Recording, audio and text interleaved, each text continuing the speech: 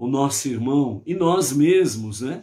Mesmo aqueles que são isentões, mesmo aqueles que ficam em cima do muro, mesmo aqueles que, infelizmente, torcem, né, para que as trevas, o caos realmente seja estabelecido, todos são atingidos.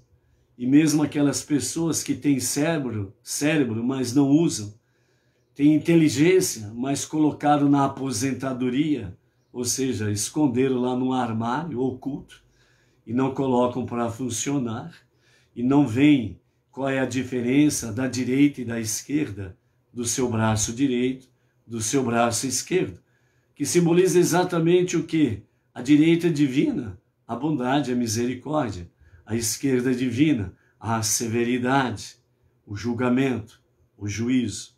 E de uma forma simples, né? A direita simbolizando aquilo que é bom, aquilo que é bem, e a esquerda simbolizando aquilo que é de mal, perverso, ruim.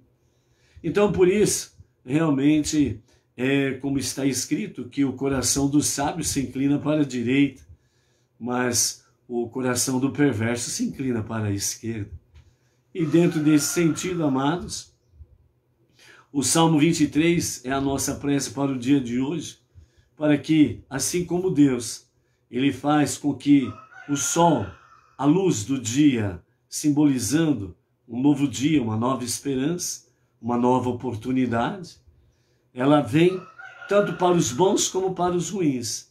Assim também como que as chuvas, elas vêm tanto para os bons como para os ruins, e faz com que a terra receba chuva e ela possa, dessa forma, sem sombra de dúvidas, fazer com que a terra venha produzir o seu pão e alimentar a todos. Então a nossa prece do Salmo 23 para o dia de hoje é para que, de fato, Deus, na sua infinita graça, misericórdia, bondade, no seu amor incondicional, ouça o nosso clamor, ouça a nossa prece e não permita, melhor dizendo, com que as trevas, o caos, venha progredir, mas que seja definitivamente marcado, chegou no seu ponto máximo e daqui para frente a luz venha prevalecer tanto sobre os bons como sobre os ruins, porque afinal de contas, Deus ama a humanidade. Por isso, a nossa prece através do Salmo 23, assim nos diz. Um salmo de Davi. O Eterno é meu pastor e por isso nada me pode faltar. Ele me faz repousar em campos verdejantes, conduz-me às águas tranquilas. Restaura minha alma, guia-me por veredas da justiça por amor do seu nome. Ainda que eu siga pelo vale das sombras da morte, nada temerei, pois tu estarás comigo. Teu cajado e teu bordão me darão apoio e conforto. Preparas-me uma mesa de delícias na presença de meus inimigos. Unges com óleo minha cabeça, meu cálice transborda. Certamente a bondade e a misericórdia me acompanharão por todos os dias de minha existência, e por todo o sempre habitarei na casa do Eterno. Que estas bênçãos sejam sobre o nosso Brasil, o nosso país. Que essas palavras de bênção venham realmente para fazer com que a nossa terra seja sarada, seja curada. Venha, através dessas preces, fazer com que nós possamos ver a luz e não ficarmos limitados ou prisioneiros das trevas e das ameaças do caos, mas que nós possamos ver realmente a destra divina, a direita de Deus, com bondade, com misericórdia, abençoando o nosso Brasil, o nosso povo, abençoando para que nós possamos realmente sermos luz para as nações e levarmos realmente uma verdadeira mensagem de salvação através do único Deus, do único Criador, do único Redentor, do único Salvador. E ombro a ombro com o filho primogênito de Deus, o nosso irmão mais velho, o povo judeu, estarmos aí, transformando este mundo para ser a moradia de Deus. Por isso, amados, esse propósito divino, o seu objeto do seu projeto divino, desde o princípio, ele não mudou. E é por isso que nós não acreditamos no caos, não acreditamos no domínio do perverso sobre as nações e sobre os povos, porque o objetivo de Deus, desde o seu princípio e no seu projeto, é fazer deste mundo a sua moradia, a sua casa, para estar entre os seus. E é nesse sentido, confiados realmente na promessa divina, é que nós fazemos as nossas preces em favor do nosso Brasil, do nosso povo, e através do nosso Brasil, do nosso povo, para as nações, alcançarmos os povos, para que o monoteísmo, com fundamento judaico e orientação rabínica, seja cada vez mais real, presente em nós, através de nós, para as nações. Amém.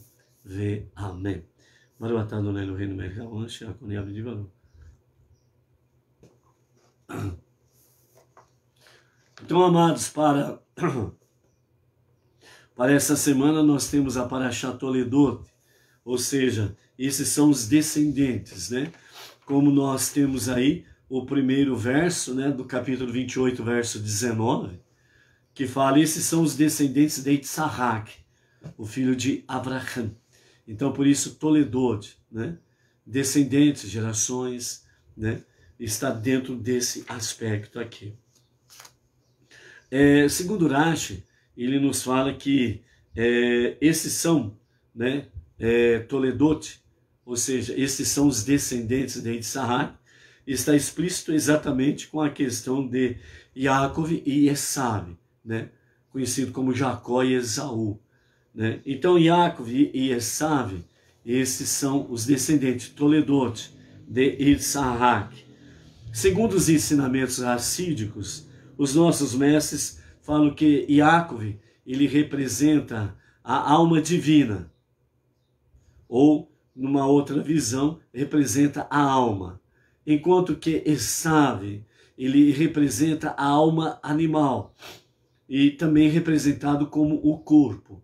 Então, dentro desse aspecto, nós temos aí Yaakov interno, Esav interno. Nessa visão de Toledot, né, tanto Rashi como os ensinamentos racídicos, fala exatamente dentro desse aspecto, mais uma vez, numa ótica diferente, da alma divina e a alma animal. A alma em si, na sua essência, e o corpo em si, na sua essência. Ou seja, Yaakov, a alma, ou a alma divina. E Esav, o corpo físico, a alma animal.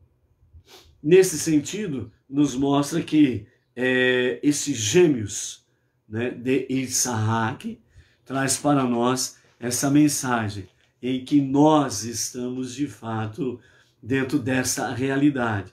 Por isso, o nosso Rebbe Menachem Mendel, na sua palavra da mensagem final da nossa aliada de hoje, ele fala exatamente sobre a questão da dupla identidade, né? Não é uma questão de ter uma dupla personalidade, por assim dizer, né?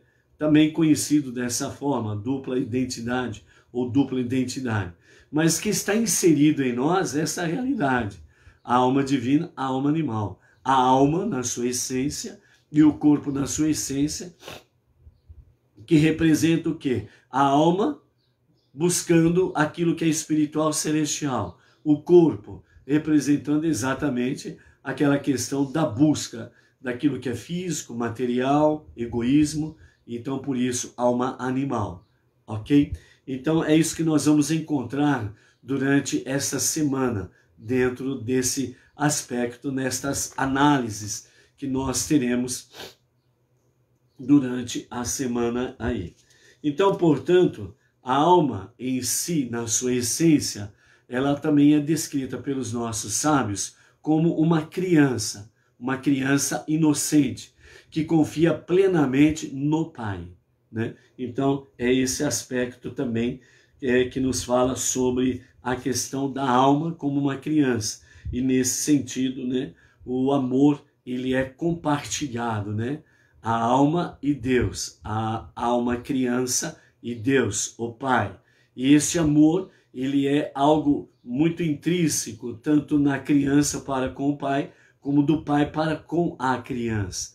Então, nós não podemos esquecer essa realidade. O amor incondicional de Deus, não somente pelo povo judeu, mas pela raça humana.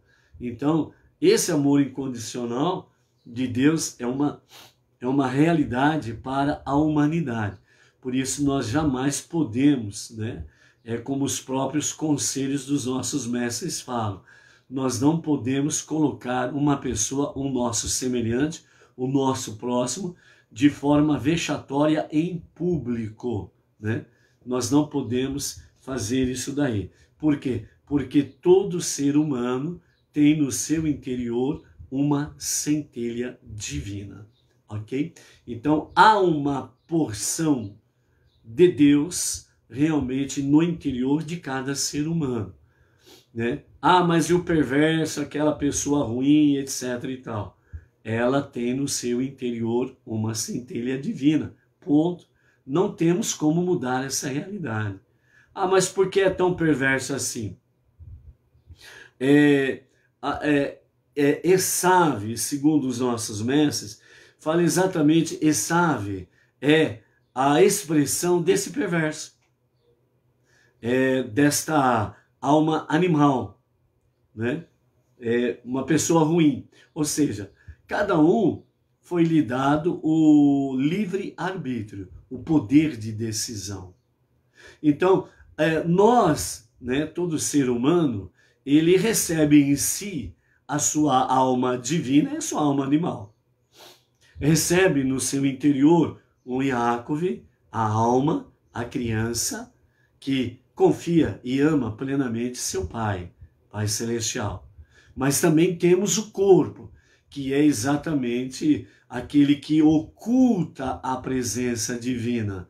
E ele está mais conectado com a alma animal, e ao estar mais conectado com a alma animal, ele busca exatamente o quê? As coisas seculares, egocêntricas.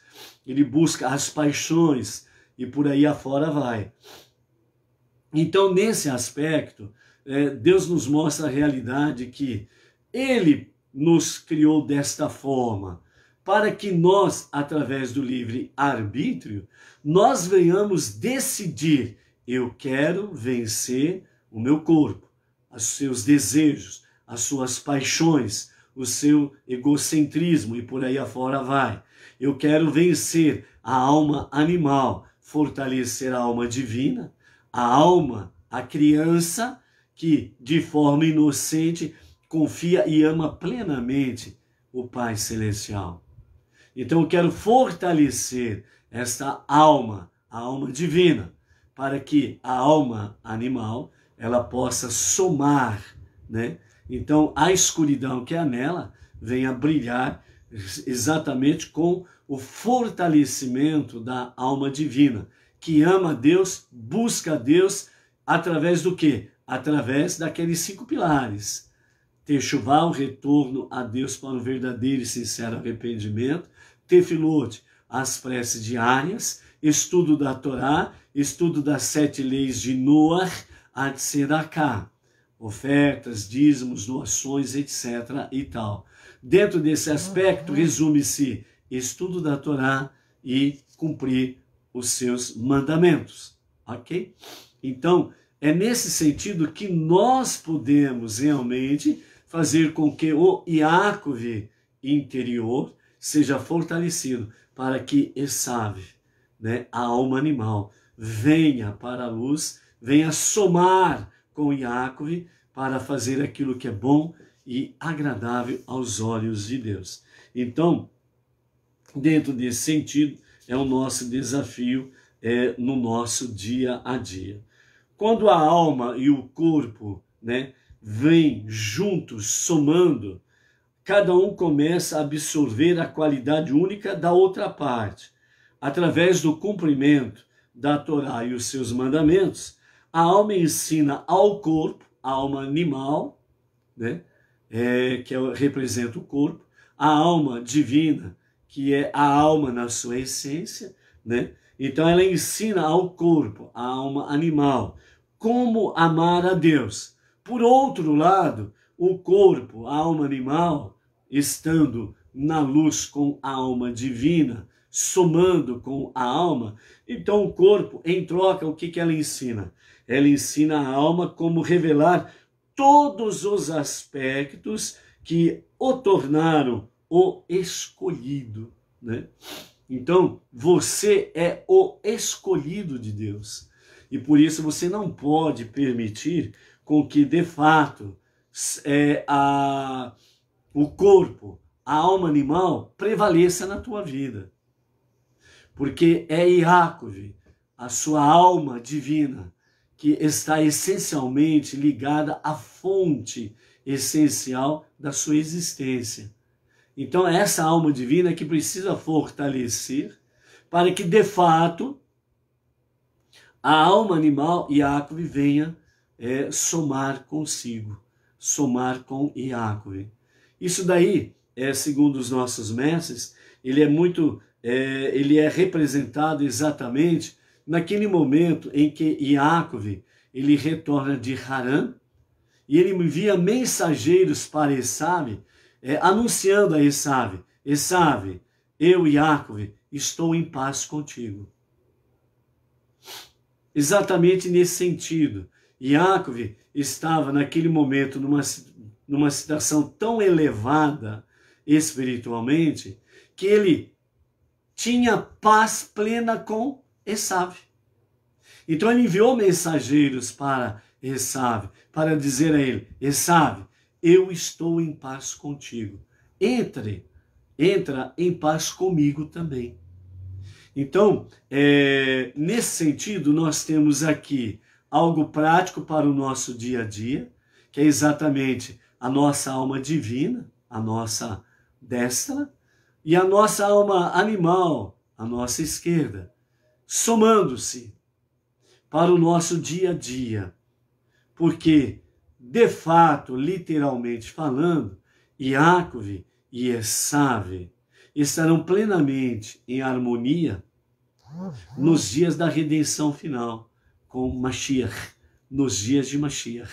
Aí acontecerá exatamente essa plenitude da harmonia entre Yaakov e Esav.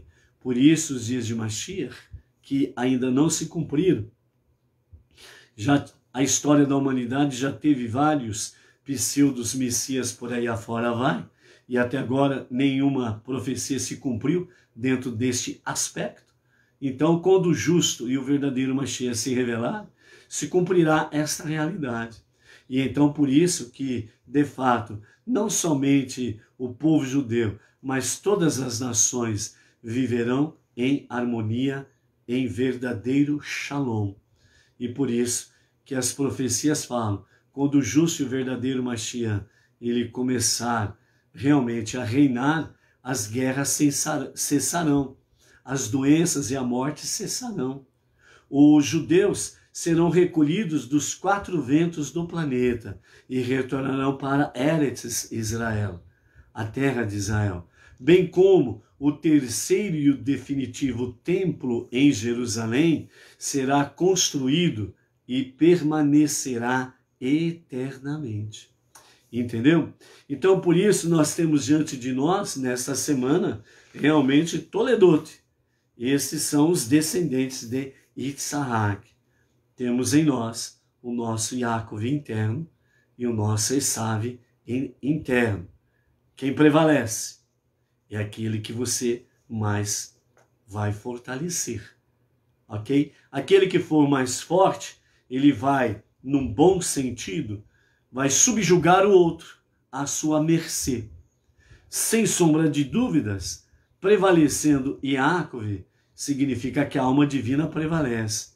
A alma divina, ela não tem maldade em si. Então, quando a alma animal ela é subjugada à alma divina, é tudo de bom. Mas quando a alma animal prevalece, ela não conhece, não gosta de perversidade, aliás, ela não gosta de piedade, melhor dizendo. Então, a alma animal, a alma divina vai sofrer muito nas mãos da alma animal. Então, por isso, a maldade, a perversidade, aquilo que é ruim que você vê aí fora, é Esav, a alma animal que prevalece na vida das pessoas e em certas comunidades, sociedades, cidades, países e por aí afora vai. Aí você vê o povo gemendo, sofrendo, chorando. Por quê? Porque a alma animal, Esav, está prevalecendo. Nesse sentido, amados, nesse sentido, nós somos chamados realmente a romper estas barreiras. Então, por isso, né, vamos estar firmados aí nesta semana sobre essa questão de Toledot.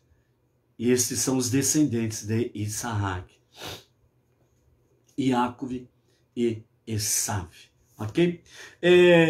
No princípio da nossa aliada de hoje, né, capítulo 25, verso 19, que vai até o capítulo 26, verso 5, né, nós temos aí, no primeiro momento, né, do verso 19 até o verso 26, nós temos aí sobre a questão do nascimento, né, dos gêmeos, Iacove e Esav.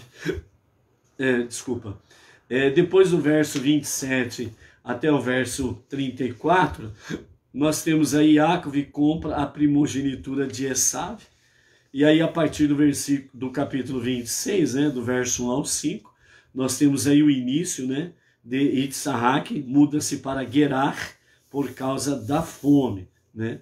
Então, nesses aspectos aqui da nossa aliá de hoje, então nós temos aí, segundo o Midrash Haggadah, né, nos fala sobre a questão que Rivka, ela não podia ter filhos, fala sobre a questão dela ser estéril.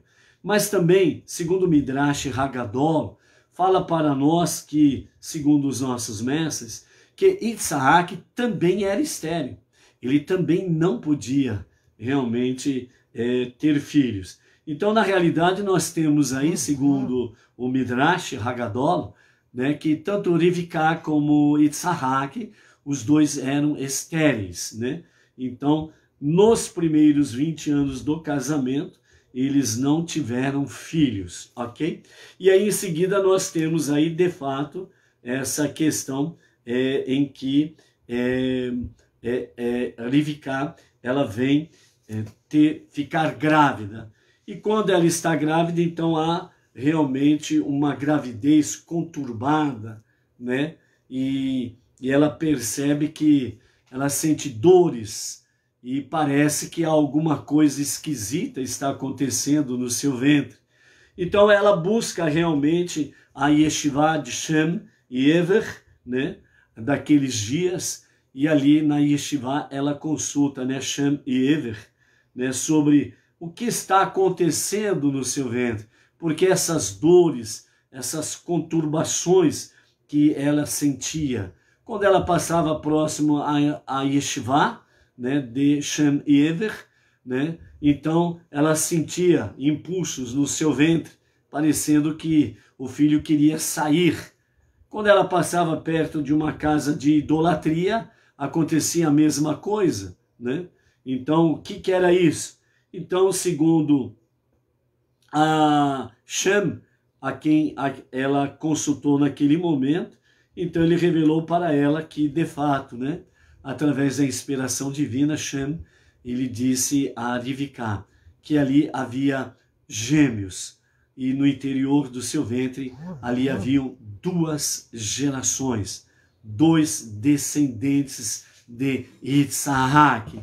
Um que se inclinava para as coisas divinas e outro que se inclinava para às coisas da idolatria. Por isso, ela sentia essas compulsões, esses conflitos no seu interior. Duas nações, duas naturezas, uma divina e uma animal, né? Então, por isso, ela sentiu esses impactos no seu interior, né? Na palavra dos nossos mestres, né, fala: como pôde Yitzhak, o nosso patriarca, tão íntegro, ter um filho cuja índole, até mesmo dentro do útero, já se manifestava na inclinação da alma animal, na inclinação para a idolatria? Aqui Irache, ele comenta sobre isso, dizendo o seguinte: Deus pode fazer uma pessoa ter disposição para ser naturalmente boa ou naturalmente má. Porém, até mesmo se uma pessoa tem uma inclinação natural para o mal, isso não significa que ela é má per si, né? Ela pode ter uma inclinação para o mal, né? Mas não significa que ela é má na sua essência. É isso que quer dizer Rashi. Ou seja, o que nós temos aqui dentro dessa questão é que a alma animal, a sua inclinação natural é para as coisas ruins, idolatria e as suas ramificações. A alma animal, ela tem essa inclinação natural, mas isso não significa que a pessoa é má em si. Então, umas têm uma inclinação mais forte para a má inclinação, outras pessoas têm uma inclinação mais forte para as boas inclinações. Mesmo dentro desse aspecto, né, tanto aquela que tem uma inclinação, uma boa inclinação, e aquela que tem uma má inclinação para as coisas ruins, são de fato características em que Deus concede à pessoa, através do livre-arbítrio, dela ter o poder de decisão para lutar. Aquela que tem a boa inclinação, lutar para prevalecer no seu dia a dia na boa inclinação. Não é porque ela tem a sua inclinação natural é boa, que significa que ela vai cruzar os braços e relaxar na vigilância. Negativo. Ela vai ter a sua luta diária para não perder esta boa inclinação numa maior proporção que ela tem na vida dela. Muito pelo contrário, ela vai labutar no seu dia a dia para que isso seja forte e para que venha a prevalecer na sua vida em toda a sua existência. Por outro lado, aquela pessoa que naturalmente tem uma má inclinação, uma propensão maior para a má inclinação, Deus lhe concedeu também o livre-arbítrio para decidir e dizer não à má inclinação. Resistir, lutar, labutar contra a má inclinação, se fortalecer contra a má inclinação, para que ela possa estar mais achegada, mais próxima à alma divina, à luz, para que a sua natureza para a má inclinação seja vencida diariamente, para que ela venha permanecer unida à alma divina. Então, dentro desse aspecto, o que os nossos mestres trazem para nós, e principalmente Irache, é que a nossa luta é diária. Não tem tempo de férias. Não tem como dizer, bom, chegou o tempo da minha aposentadoria.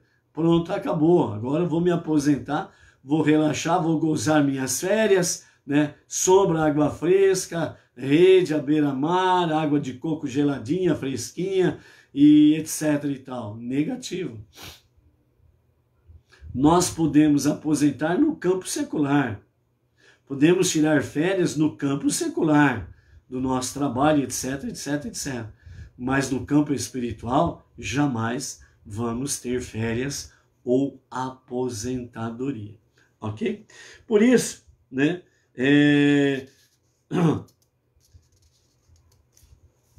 Os nossos mestres, né, nos ensinamentos racídicos, fala assim, como sabemos, Itzhak significa risada, né?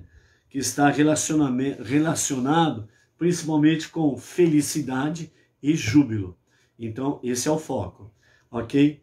É um nome que pareceria, né, bastante impróprio para uma pessoa cuja vida foi dedicada a temor a Deus.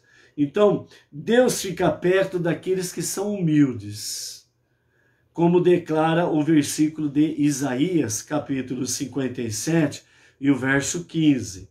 Eu vivo nas alturas em santidade, e com os oprimidos e humildes em espírito. Assim, no final das contas, o que Deus quer dizer para nós é que o temor a Deus é que aproxima mais as pessoas do seu Criador, mais do que o amor, né? O temor, vejam bem, temor e amor. Qual que é a diferença de temor e de amor? Temor, você coloque no lugar a palavra medo. Então é medo e amor. Ok?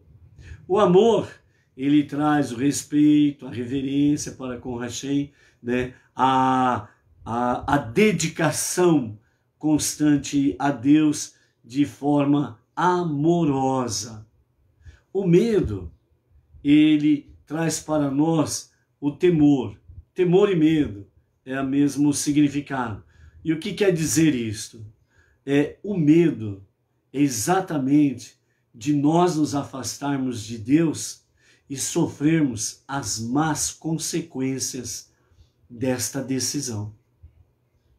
Então, aquela questão de temor e amor, né? Nós precisamos colocar aí o nome correto para a gente poder ter uma noção exata disso, né?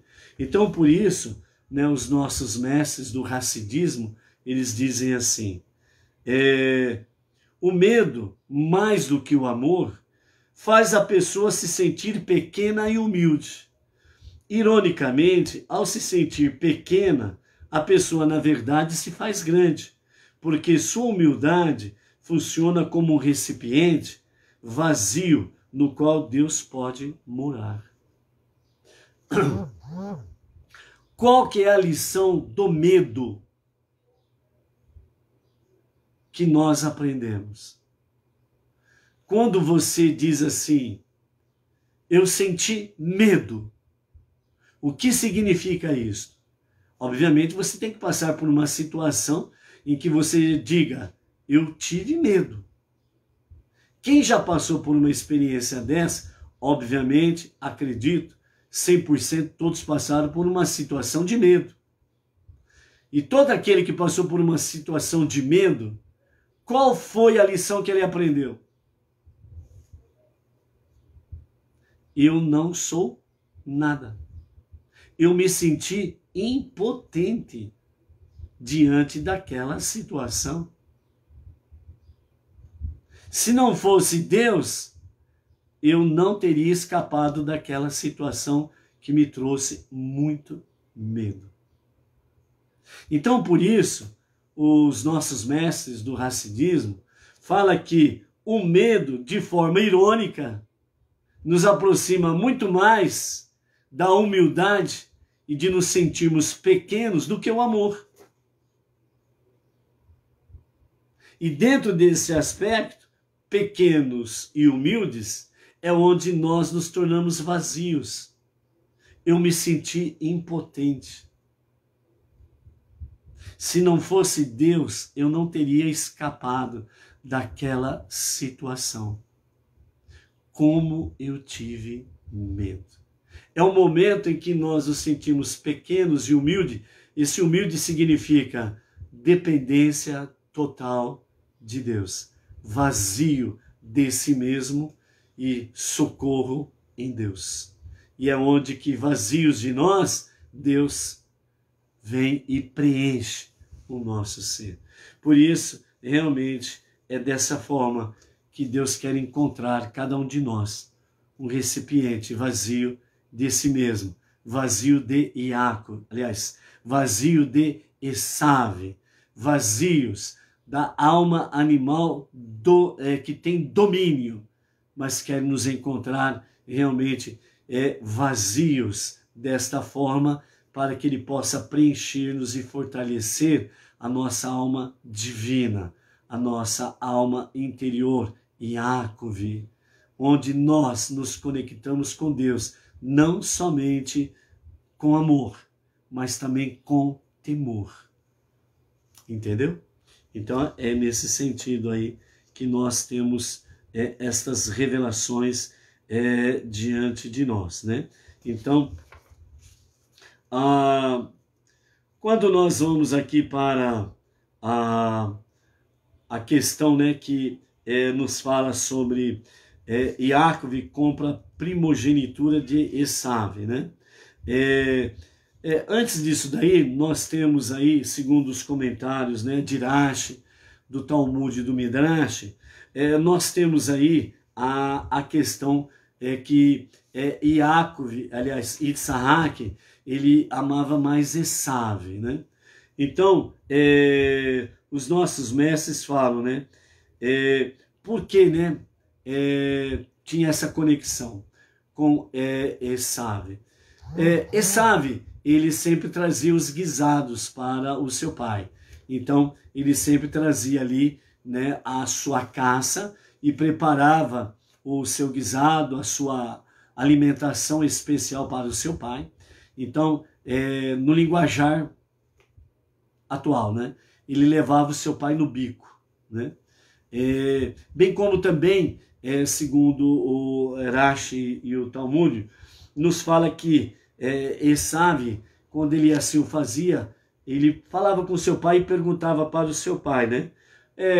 Pai, eu aprendi com o senhor aprendeu com o vovô, né, Avraham, sobre a questão de dar a tzedakah, separar o maaser, o dízimos, de tudo, né? Então, como que nós podemos separar, né, o maaser, o dízimo, do sal e da palha, né? Então, ele levava, né, Yitzhak no bico, na conversa, no gogó, né, no bate-papo aí, né? Como separar o sal e a palha, né? Demonstrando aparentemente que ele se preocupava com os mínimos detalhes das mitzvot. E então, querendo dizer para o seu pai que mesmo quando não estava na presença dele, ele estava estudando, né, a palavra divina, ele estava se empenhando em conhecer cada vez mais a vontade divina. E na realidade, Esav, ele saía e ia bagunçar o coreto, né? Ele pintava os sete, como diz o outro, né? Só fazia o que era mal aos olhos de Deus. Então ele levava exatamente o pai nessa conversa, né? E aí os nossos mestres, né, eles falam que nessa pergunta de Esav existia uma ignorância, mas Yitzhak não levava em conta. Ele não via realmente essa questão de Esav, né, estar ali mentindo e levando o seu pai na conversa mole, né? Porque o sal e a palha não tinha como realmente separar o maaser, o dízimo dela. E segundo os nossos mestres, eles falam que o separar o maaser de tudo significava separar o dízimo do valor de tudo. Então, se o valor de tudo era X, era para separar o maaser, o dízimo, desse tudo, incluindo o sal e a palha. Porque o sal e a palha, isoladamente, eles ficavam isolados e não tinha serventia nenhuma ficarem isolados. Você coloca o sal num canto, a palha no outro canto e deixa eles lá. Não vai servir para nada. Agora, você pega o sal para realmente temperar a alimentação, já dá outra qualidade, outro valor, entendeu? A palha, quando ela é misturada ao barro, ela vai produzir os tijolos, por exemplo. então já tem um valor X. Então é dentro desse aspecto que os nossos mestres falam sobre a questão do macerudismo, o valor de tudo, né? Então, esse questionamento de Esav era uma ignorância e Isaac estava sendo levado no bico e ele não via. Por isso nós vimos lá atrás sobre a visão profética de Sara que Abraão não teve. E aqui nós vamos ver a visão profética de Rivká que Isaac não teve. Quando ela leva o seu filho, Iacove, para receber as bênçãos do pai Isaac no lugar de Esav. Quando chegar o momento, falaremos mais profundamente sobre isso daí, ok? Então, nesse sentido, amados, né? Assim como Abraão, ele ensinou Isaac, e Isaac estava ensinando Iacove e Esav, ou Esav e Iacove, né? Porque Esav era o primogênito, né? O que nasceu primeiro. Então, ao aprender sobre a caridade e justiça, ela não pode fazer com que nós tenhamos, né? Sejamos ignorantes. Muito pelo contrário, o ensinamento é para nos fazer sábios, inteligentes. Então, não seja tolo, seja sábio, inteligente, nesse sentido aí, certo? Por isso, nós aprendemos aí sobre essa questão do sal e da palha, ok? Como separar nesse sentido aí. Então, isso fazia seu pai pensar que ele era minucioso na observância das mitzvot, pois Esav parecia estar atento a detalhes tão sutis dentro das obrigações que eram de sua incumbência, né? Então, a lição que nós tiramos de Esav aqui, Esav mostrava-se uma personalidade que ele não era. Ele mostrava-se ser uma pessoa de aparência, mas que na prática ele não era aquela pessoa. Então esse é o cuidado que nós precisamos ter com o nosso Esav interior, que é a má inclinação, a nossa alma animal. Querer mostrar-se o que não é. Então por isso, né, precisamos tomar cuidado com essa questão, né? Eu vou me fantasiar de Benei Noach. Eu vou me fantasiar que sou cumpridor das 7 leis universais. Eu vou colocar a fantasia mostrando aquilo que na realidade eu não o sou. Então nós temos que tomar cuidado com esse Esav interior, ok? Então, né, aí nós vamos exatamente para o final do capítulo 25, em que nós temos aí Iacove, então deu a Esav o pão e o cozido de lentilhas, e ele comeu e bebeu, e levantou-se e saiu. Dessa forma, Esav desprezou toda a ideia de servir a Deus que acompanha a primogenitura, né? Então, o nível moral e espiritual de Esav fosse extremamente baixo, a ponto de ele desprezar toda a ideia inteira de servir a Deus, que acompanhava a primogenitura.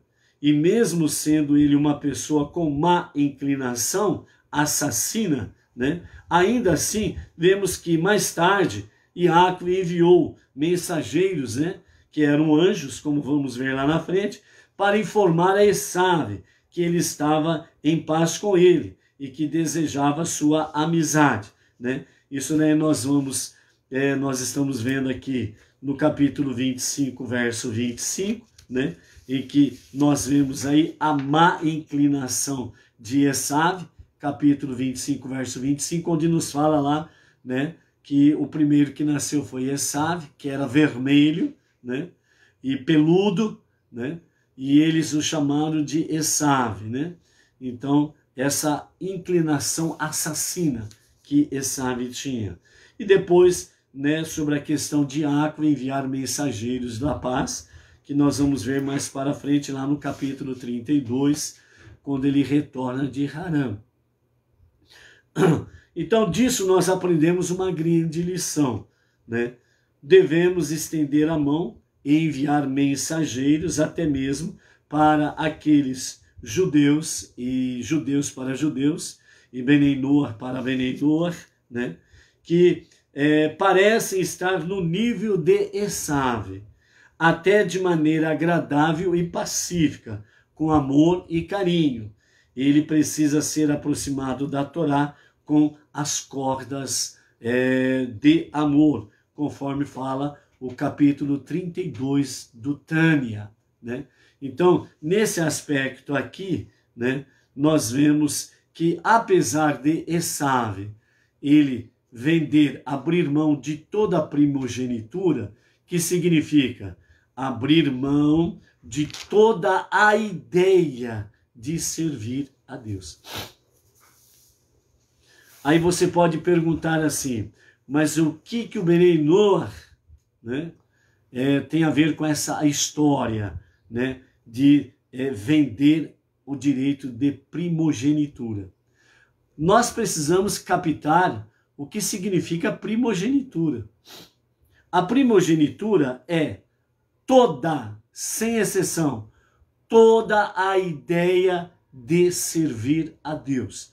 Aí você volta naqueles 5 tripés, as 5 bases: Teshuvá, Tefilá, estudo da Torá, estudo das 7 leis de Noach e de Sedaká. Então, toda a ideia de servir a Deus é o que significa primogenitura. Toda a ideia. E dentro de toda a ideia, você pega aí, né, de forma bem simples para ser entendido, as 7 leis de Noach. É adorar e servir o único Deus. Não blasfemar. Portanto, nesses 2 aspectos, nós temos aqui o único Deus, o único Criador, o único Redentor, o único Salvador. Servi-lo e adorá-lo como o único Deus.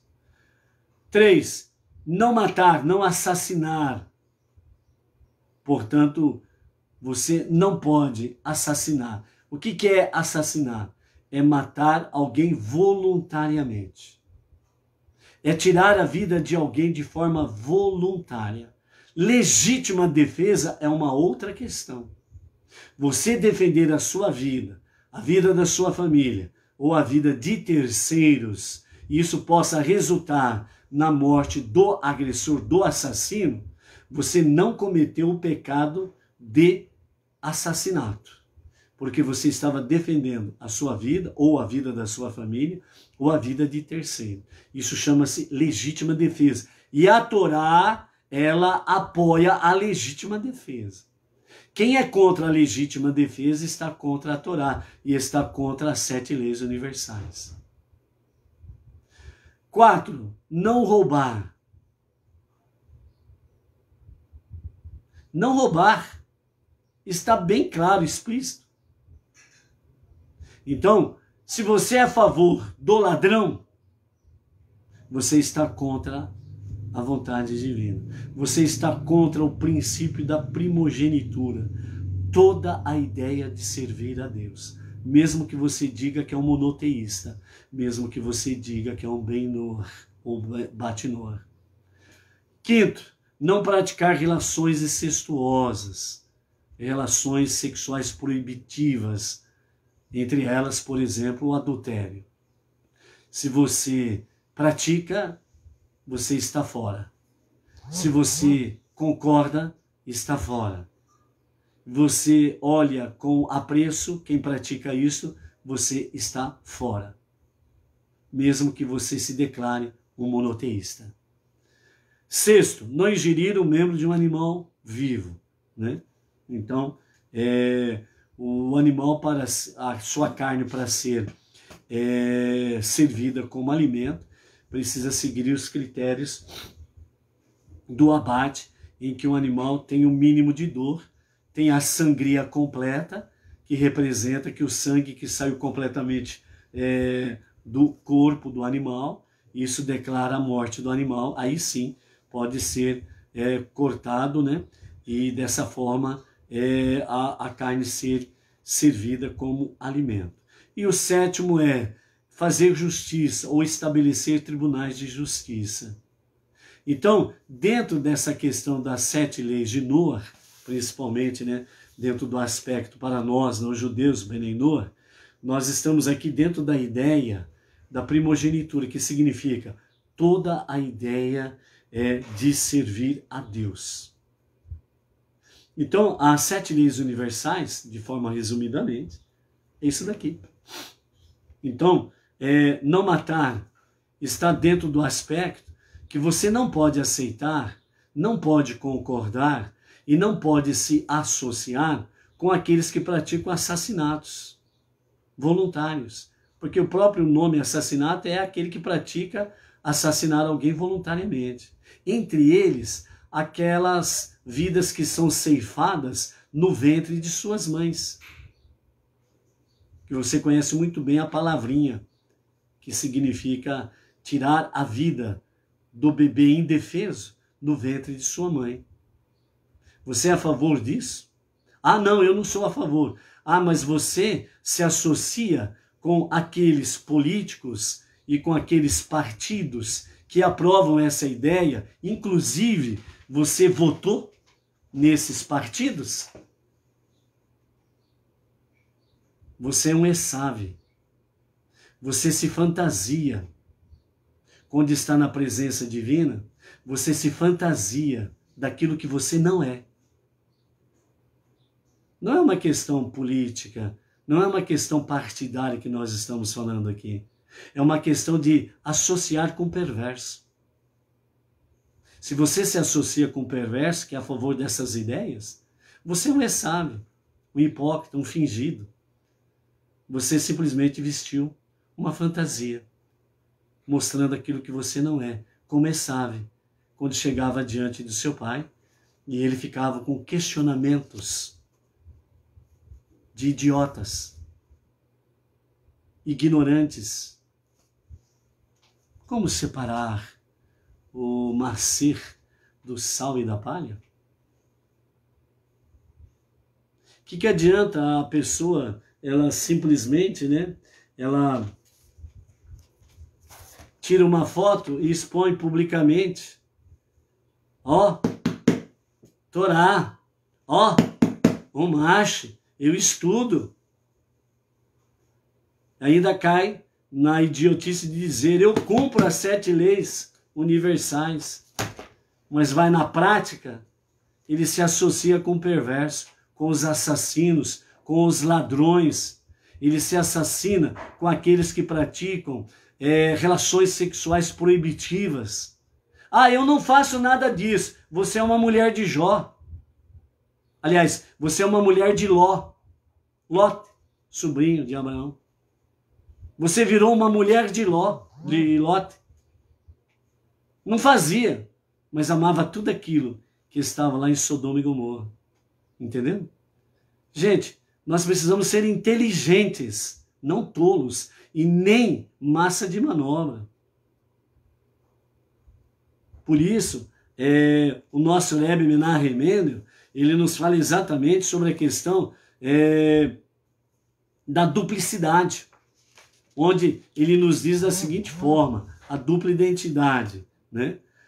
Metaforicamente, Yaakov e Esav representam as 2 almas e os seus impulsos, que existem dentro de cada um de nós. Possuímos o Yaakov interno, a alma divina, e possuímos Esav interno, a alma animal. Quem que você alimenta mais? Quem que você fortalece mais? É aquele que vai prevalecer. Então, se você se associa com o perverso, com aqueles que praticam e aprovam essas ideias que são contraditórias à vontade divina, contra as 7 leis de Noé, então você está alimentando o seu Esav interior, a sua alma animal, carnal, selvagem. E nesse sentido, os seus impulsos são cada vez mais egoístas, perversos, à semelhança daqueles a quem você se associa. Entendeu? E qual quando a nossa alma divina se afirma, ela enfraquece as tendências materialistas da alma vital, que é representada pelo nosso corpo, por Esav, pela alma animal. Então, a alma divina, ela sobrepuja a alma vital, da mesma forma que a luz o faz com a escuridão. A luz não precisa exercer ativamente seu poder para dispersar a obscuridade, as trevas. Por quê? Porque simplesmente, a partir do momento que ela se mostra, a escuridão se dissipa e até a escuridão começa a brilhar. É o domínio da alma divina sobre a alma animal. Por isso que nós vamos ver lá na frente, quando Isaac, ele abençoa Yaakov e Esav, ele fala que quando um está reinando, o outro não pode reinar. Não tem como os dois reinarem juntos. A alma divina e a alma animal não conseguem reinar juntos. Esav e Yaakov não reinam juntos. Quando um está reinando, o outro está subjugado à vontade daquele que está reinando. Por isso que através dos milênios, Yaakov não está reinando. É Esav que está reinando. A história comprova isso. Esav, Edom, está reinando desde então. Por isso que o povo judeu é perseguido, é subjugado, porque Yaakov está subjugado à vontade de Esav. Mas nos últimos anos, nas últimas décadas, está mostrando, a história comprova isso. É só você ler, estudar, acompanhar os ensinamentos rabínicos. Esav está caindo do seu pedestal, enquanto Yaakov está se elevando. Por isso que nos últimos 20 anos nunca se ouviu falar tanto de judaísmo, nunca se ouviu falar tanto de monoteísmo com fundamento judaico e orientação rabínica. Nunca se viu tanto nos últimos 10 anos o movimento Bnei Noach, né? Os não-judeus que estão não somente no Brasil, mas pelo mundo afora, abraçando o monoteísmo com fundamento judaico e orientação rabínica. Yaakov está se elevando. Por quê? Porque está chegando os dias da redenção final, onde Esav, Yaakov, subindo o reinado de Yaakov, de Mashiach. Então, isso é representado exatamente dentro da nossa vida, do nosso dia a dia. Em nós, Deus fala, em nós, Deus revela a profecia. Alma animal e alma divina não reinam juntos. Uma sobrepuja a outra, uma domina a outra. Depende de cada um de nós, a quem nós mais alimentamos. Por isso, o nosso Rebbe Menachem Mendel conclui dizendo: da mesma maneira, quando deixamos a santidade e a bondade da nossa alma divina iluminar através do estudo da Torá e a observância das mitzvot, dos mandamentos, o egoísmo da alma animal desaparece. Ou seja, por isso que o Rebbe Menachem Mendel diz que a escuridão que há em ti, faça brilhar. Através do quê? Da alma divina, da alma interna de Yaakov. Então você pode brilhar, você é luz. A bondade, a santidade de Deus se revela na sua vida e através da sua vida. Por isso, seja luz, seja forte. Não deixe Esav dominar você. Seja aquilo que realmente Deus quer que você seja. Yaakov interno, bondade e santidade, luz. Seja esta luz. Amanhã estaremos de volta. Shalom, shalom. Até amanhã.